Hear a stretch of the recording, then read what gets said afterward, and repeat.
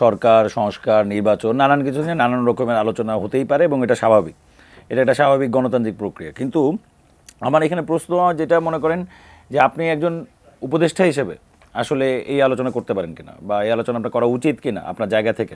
কারণ যেহেতু উনি স্বরাষ্ট্র উপদেষ্টা, তিনি এটা যদি বলেন এখানে আলোচনা আসতে পারে যে তাহলে এটা কি আসলে গভর্নমেন্টের অফিসিয়াল বক্তব্য কিনা। সো গভর্নমেন্টের ওই জায়গায় তো নিশ্চয়ই ক্লিয়ার করতে হবে। কিন্তু উনি হয়তো বা কোনো একটা প্রেক্ষাপট বোঝানোর জন্য বা কিছু একটা বোঝানোর জন্য বলছেন। আমি জাস্ট একটা লাইন বাইর করে নিয়ে এসে সেটাকেই মুখ্য করার থেকে আমার মনে হয় যেটা বেটার সেটা হলো আসলে তিনি কী পার্সপেক্টিভে বলেছেন। তো আমরা যেটা মনে করি যে প্রথমত নির্বাচনের বিষয়ে ইস্যুটা খুবই সিম্পল। বাংলাদেশের মানুষের একটা গণতান্ত্রিক অভিযাত্রার প্রয়োজন, একটা গণতন্ত্রের দিকে, একটা গণতান্ত্রিক দেশ হয়ে ওঠার দিকে প্রয়োজন। আমরা খুবই সহজেই জানি যে কিছুদিন আগে আমাদের 26শে মার্চ গেল, আমাদের স্বাধীনতা 1971 সাল, সেখান থেকে আজকে আমাদের 54 বছর। আমাদের এই বাংলাদেশ যে নেশন আমরা যেটা স্বাধীন করেছি লাখো শহীদের রক্তের মাধ্যমে, সেটি চলমান ছিল। এই সময়টাতে আপনি আমাকে বলতে পারবেন না কোনো একটা বার, এই 53 বছর মানে একটা রাষ্ট্রের 53 বছর, 53 বছরে সে একবারের জন্য সুস্থ উপায়ে গণতান্ত্রিক পদ্ধতিতে তিনি দায়িত্ব হস্তান্তর করতে পারছে এক সরকার আরেক সরকারের কাছে। এটার আমাদের নজির নাই। আমরা অনেক কিছু বলি, কিন্তু আপনি যদি একবারে বেসিক জায়গায় চিন্তা করেন, জাস্ট এতটুকু জায়গায় আমাদের নজির নাই। ফলে আজকে যে এই যে একটা গণতান্ত্রিক অভিযাত্রা, সেটার দিকে তো আমাদের যেতে হবে। নির্বাচন একটা গুরুত্বপূর্ণ পয়েন্ট, কিন্তু সেই নির্বাচনের আগে আমরা আসলে কিভাবে কতটুক একটা গণতান্ত্রিক পদ্ধতি, একটা গণতান্ত্রিক শক্তিশালী সরকার, যেটা আপনারা মনে করেন যে ঠিক শেখ হাসিনার মতো না আর কি, একটা শক্তিশালী সরকার যে কাজ করতে পারবে এবং তার জবাবদিহিতা থাকবে, তার জবাবদিহিতা নিশ্চিত হবে, এই পদ্ধতিগুলো কিভাবে হবে ভবিষ্যতে, সেটা যদি আমরা এই সময়ে কথা না বলে আমরা একটি নির্বাচনের মাধ্যমে আবারও সেই পুরাতন, কারণ আপনি তো ওই সংবিধানের আন্ডারে যাচ্ছেন, ওই পদ্ধতির আন্ডারে যাচ্ছেন, প্রধানমন্ত্রীর পাওয়ার সেই একই রকম থাকছে।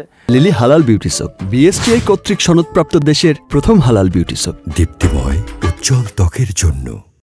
ফলে এই সব কিছুকে নিয়ে যখন আপনি আবার সেই একই মডেলে যদি আমরা ফেরত যাই, সেটা কেউ আমাদের গ্যারান্টি দিতে পারবে না যে আমরা ফিউচার কী আছে।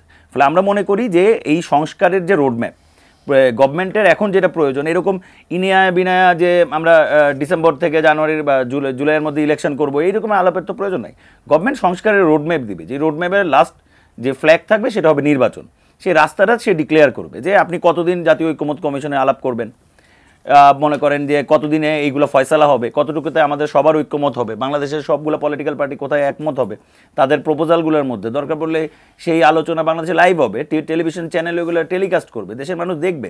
আমরা একটা ফিউচার পলিটিক্সের এনভায়রনমেন্ট তৈরি করতে চাই। ফলে এই যে মনে করেন যে বিভিন্ন জায়গায় আমরা যেটা দেখি আর কি, আমাদের নেতাদের বিভিন্ন সময় নানান রকমের আলোচনা আমরা দেখি যেগুলো অনেক বেশি পপুলিস্ট, বা মনে করেন এগুলো অনেক বেশি মাঠ গরম করার বক্তব্য। সেই রাজনীতি থেকে তো রাজনীতিকে সরতে হবে, রাজনীতিকে নেক্সট জেনারেশনের জন্য রেডি হইতে হবে।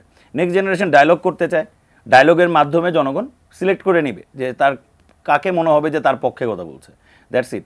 ফলে আমরা সেই জায়গায় যেতে চাই। ফলে নির্বাচনের আমরা এই যে আমাদেরকে বারবার একটা দেখানোর চেষ্টা হয় যে আমরা নির্বাচন করতে চাই না, নির্বাচনে যেতে চাই না, বা নির্বাচন পিছায় দেওয়ার আমাদের হিসাবটা এটা না। আমাদের হিসাবটা হলো একটা টোটাল রোডম্যাপ, যেখানে সংস্কারের পুরো রোডম্যাপটা শুরু হবে, এবং এই সংস্কারগুলোর মাধ্যমেই আমরা একটা নির্বাচনে যেতে পারবো, যেখান থেকে কমসে কম এটা আমরা বলতে পারবো যে আমরা ফার্দার আমাদের যে বাংলাদেশ, সেই বাংলাদেশে একটা ডেমোক্রেটিক্যাল প্রসেস রোটেশন হবে 5 বছর 4 বছর, যেই বছর অন্তর অন্তর হোক, সেই রোটেশনের মাধ্যমে বাংলাদেশ একটা অর্থনৈতিকভাবে সমৃদ্ধশালী দেশে পরিণত হতে পারবে।